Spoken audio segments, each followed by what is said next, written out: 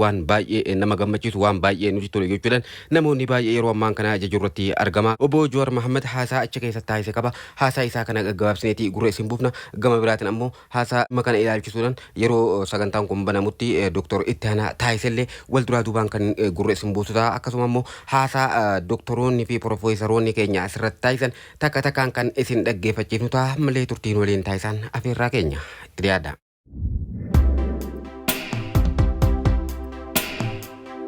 Kam jirtan isin dunu baga foddaa kanaan wal agarre Dr. Ittaanaa fi Dr. Milkeessaan dhugatti waan ajaa'ibaatu hojjechaa jirtanii I'm proud of you waan guddaa dalaguu jirtanii tuuta kana mara waliif fiddanii waan uummanni keenya hawwuu fi waan qabsoon kun gaafatu taasisaa waan jirtaniif galata guddaa qabdanii warra yeroo dheeraa wal beenuu fi yeroo dheeraa saddaan fagaannee turre gara foddaa kanaan wal arguu keenyaafis hedduun gammadaa. In particular, Professor Muhammad Hassani fi Professor Asfaa Jaalata waa jechuun barbaada. Dhaloonni keenya kunii fi nullee dulloomne warri nu duuba bakka Oromoon tun irraa kaatee irra geesse appreciating godhuu dhabuutu jira. Gaafa akkuma waanuma asitti isaan arguuf hin jira.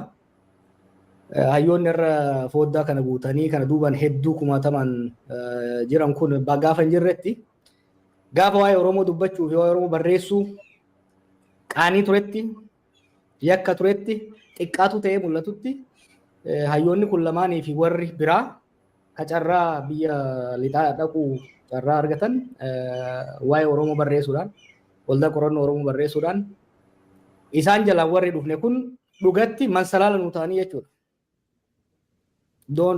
It's very important to recognize where we came from and those who paved the way for us. Kanafi, I just want to say thank you on behalf of my generation. Isin lamaan dabalatee hayyoonni kun ijoollummaarraa kaaftanii hojii keessaniin producing knowledge. Uummata akka keenyaa ka odoo seenaa qabu seenaan isaa irraanfatame, ka osoo haqa qabu han isaa awwaalame, bara qaanii ta'e san keessatti hojjettanii asiin nu ga'uu keessaniif hedduu galatooma. Ammallee umrii fayyaa guutuu wajjin umriin keessan haa dheeratu. Warra akka Dr. Ittaanaa fi akademik paazii irra deemtan immoo abboota keenya kana caalaa gara fuulduraa akka hojjettan abdiin qaba. Jaallan dur waliin bifa adda addaatiin qabsaa turre Iskaayil, Tsaggish, Guutuu, Dr. Mohaammed asirratti arguun kiyya hedduun gammada. And of course, Gurba goda kiyya immoo abbaa goda kiyya Dr. Bayaan bagan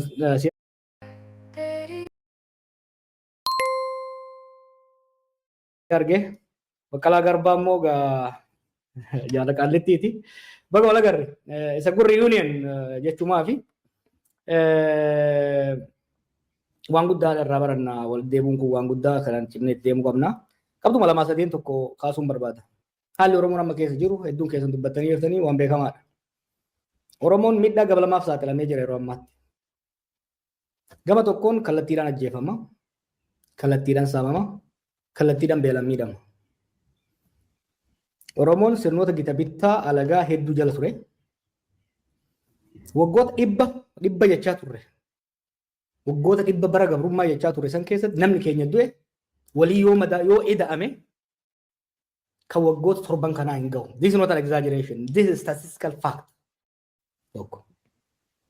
Uummanni keenya sirna abbaa lafaa sirna fiudaalaa Haile Sillaasee irratti fincileet qabsootti seene.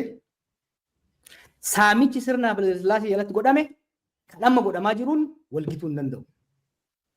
This is a statement of fact. Kallattiidhaan miidhaa, ajjeechaa, hidhaa, salphachuu akkaan argin jala seene gama diinagdeetiin materiaalii illee ogaa fudhanne saamamuu wanti amma biyya isaan keessatti by the way Oromiyaan addatti kan miidhaaf saaxilamte akka bara kanaan jiru. Gosa gibira dabalatee gosa saamichaa qonnaan bulaan kun kan milishaa, kan poolisii, kan paartii, kan bunaa buusaa gonofaa, kan bulchiinsaa, kan waajjira dhaabaa jedhanii irraa saaman naannoo biraa keessa jiru Oromiyaa malee. Yoon tarreesse namni guyyaa adii mana hidhaatii fuudhamee gabayaa keessatti kan rashanamu Namni Itoophiyaa keessa bakka adda addaatti ajjeefamaa jira. Gaafiin hin jiru. Guyyaa adii ilmi namaa odoo u'uu jedhu haadha duratti akka sargiititti kan rashanamu Oromiyaa keessa qofa Itoophiyaa keessattu warra. This is the special privilege accorded to Oromos today. Kuni waan miti namni jedhu I'm happy evidence idhaan mormuudha jechuudha. So miidhaa gama lama hoggaan jedhu gara tokkoon miidhaa takkaa irra hin gahin kallattiidhaan murna Oromoo keessaa bahee gateettii Oromoo irratti taa'ee aangoo qabate kanaan miidhaan takkaa saba kanarra gahee hin beekne gahaa jiru. Miidhaa lammataatiin immoo jira. Oromoo jala dawachuudhaan mootummaa Oromooti jechuudhaan saboota hunda ciniinee diinumtu godheera. Warra Tigraayin wal fixee, warra Amaaratiin wal fixaa jira. Somaaleedhaan walitti bu'ee jira. Eertiraadhaan walitti bu'ee jira. Ummatoota kibbaa hoo kan wajjin cunqurfamaa ture yeroo dheeraadhaaf. Hattuuf waslaattaa isaan keessaa baate guuree aangoorra kaa'ee saamsiisaa, ajjeechiisaa, salphisaa jira jechuudha. Ummatoonni kun kan hubannu kana nuun arganii, kan nu miidhamnu kana nuun arganii, Oromootu hattuu nurra shuumee nu saamsisaa jechuudha. Kanaaf miidhaan lammataa maali? Duris diina qabaachaa turre gaafiin qabu bakka irraa kaane Profeesar Maammaffaan haasa'uu danda'an. Diinummaan dur garuu it was offensive. Nurratti dhiibamneetti ka diina nutti. Har'a garuu maqaa keenyaan waan bu'aa hin qabneef waan dantaa Oromoo gara fuulduraatti tarkaanfachiisuu hin dandeenyeef. Bu'aa uummata Oromoo bal'aa dhiisiti.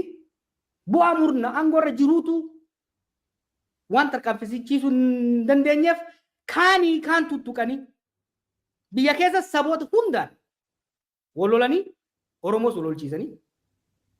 Ollaatti immoo biyyoota Somaaliyaa wal lola, Jibuutiidhaan wal lola. Keenyaadhaan wal gaarreeffannaa jira. Lola Suudaan keessa garee tokko seenee wal lola keessa jira jechuudha. Eertiraadhaan wal loluudhaaf deemu. They have turned the whole region against us. Gama tokkoon nu ajjeesu nu saamu, gama kaaniin immoo bitaa mirgaan bahaa dhiyaan kaabaa kibbaan diina irratti uumanii jiran jechuudha. Kanaaf rakkoon akka amma Oromoo mudattee takkaa saba kana mudattee hin beektu. Kanaaf sirni kun rakkoo kana hunda waliin gahee irra caala badii fi dongora ofii hojjeteen yeroo ammaa laaffatee gara qarreera gahaa jira. Yoo kan jabaannu taate rakkoo kana jala uummanni kun yookiin dhibaa yookiin itti hammaatti. Sirni kun yoo uummanni kunii fi hoggansi isaa waliigalee sirna kana akka isaa ta'utti ofirraa geggeesse kallattii isaa ta'utti ofirraa jigse bakka inni irraa jige san odaa dhaabbatee caayaa isaafis ta'u sabaa sablammii biraafis ta'u ijaarrachuu danda'a. Callisee yoo eegu taate hoo maqaa saba kanaa mataa saba kanaa qabatee jiguudhaan saba kanaa fi biyya san balaa hamaadhaaf saaxiluudhaaf qarreera jira jechuudha. Maaltu nu barbaachisa? Akkuma hangafoonni keenya hedduun jettanitti yeroo ammaa tokko hoggansi mataa walitti qabatee muuxannoowwan kaleessa dabran muuxannoowwan biyyoota biraa irraa barachuudhaan akkaataa ce'umsi kun itti saffisuu fi akkaataa ce'umsi kun osoo hin butamin, osoo hin daddaaqin, osoo hadiidaan bahin dantaaf nagaa uummata keenyaa akkasumas kan biyya keenyaa eegsisuu danda'uun karaa qopheessuun barbaachisaadha. Maaliin jechuun jira? Ce'umsaaf yeroo adda addaatti wal qeeqaa turre. Ce'umsa bara 1991tti warri qeeqamaa ture jira. 1974tti warri qeeqamaa ture jira. 2018tti immoo warri ture qeeqamaa ture. Kana hunda cumulatively xiinxallee maaltu dongorre, maaltu hanqate, bakka hanqate akkamitti guuttanna, akkamitti jabeeffanna, ce'umsoonni biyyoota biraa hoo maaliif gufata, maaliif milkaa'an, kan gufatan irraa maal baranna, kan milkaa'an irraa maal baranna jennee ce'umsa sadarkaa sadii baasuu barbaachisa. Tokko barii sirnichi kufu immediately harcaatiin biyyaa akka hin uumamne. Rakkooleen nageenya walitti bu'iinsi amma jiru kun akka hin hammaanne. Qaamonni fagoof dhihoo harka keessanii irra caalaa akka hin borcineef interim administration jaaramu irratti mataa walitti qabatanii balbala cufatanii karoora baasuu gaafata. An immediate post Abiy era. What I plead with you. Biyya akka malee laaffattee waan jirtuuf. Biyya akka malee laaffattee dhukkubni hedduun keessa jiru waan taateef bariin namichi kun kutu ce'umsa qofaaf osoo hin ta'in itti fufiinsa saba kanaatii fi biyya kanaatiif hedduu murteessa.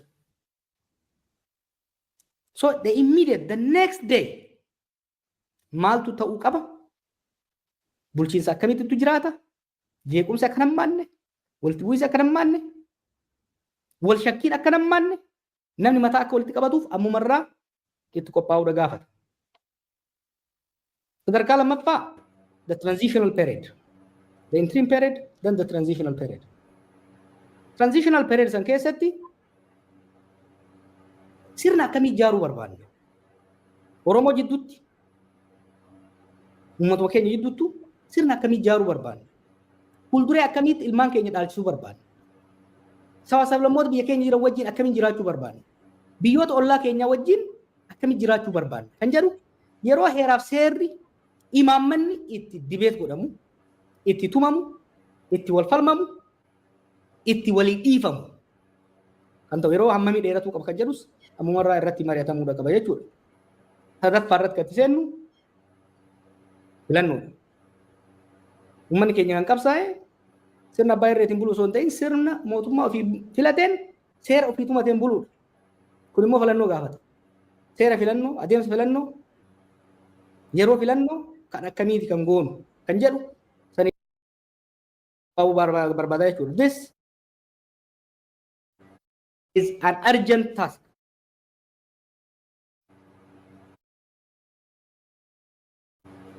An urgent task.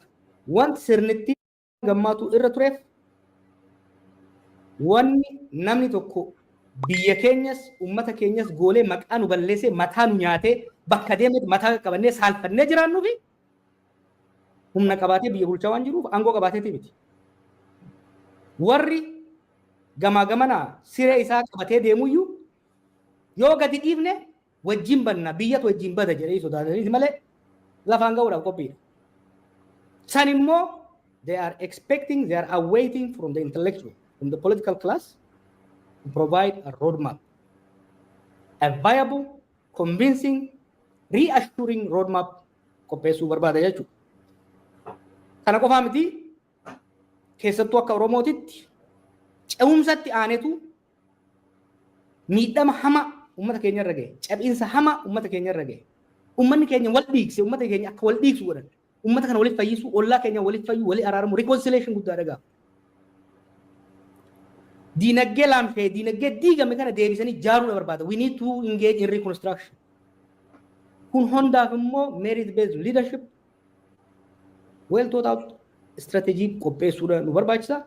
Kuni waan amma televizyinii irratti kana jennu osoo hin ta'in ammaaf waamicha dhiyeessuudhaaf kan asirratti affeeramne gama kiyyaan akkasumas waahillee walii hojjedhuun waan dandeenyu hundaan waan beeynuun warra beekurraa dhaggeeffannee karoora cehumsaa uummata keenyaa fi biyya keenyaaf ta'u. Uummata keenyaa fi biyya keenyaaf kophaa keenya osoo hin ta'in immoo sabaaf sablammoota bahaadhiyaa kaabaa kibba biyyoota ollaa keenyaas ta'e biyyi yeroo ammaatitti harka baay'ee keessa jira. Humnoota biyya sanirraa dantaa bitaaf mirgaa haa ta'u kaabaa kibbaa qaban wajjin wal hubachiisuudhaan ejjennoo keenya hubachiisuudhaan qophii keenya hubachiisuudhaan isaan eeguun osoo hin ta'in proactively akka nutti dhufan eeguu osoo hin ta'in itti dhaqnee hubachiisuudhaan qophaa'uudha nu barbaachisa. Kanarratti egaa gara fuulduraa bal'inaan kan mari'annu ta'a. Galatoomaan isiniin jedha. Jawaar Mohaammed baay'ee guddaa galatoomii.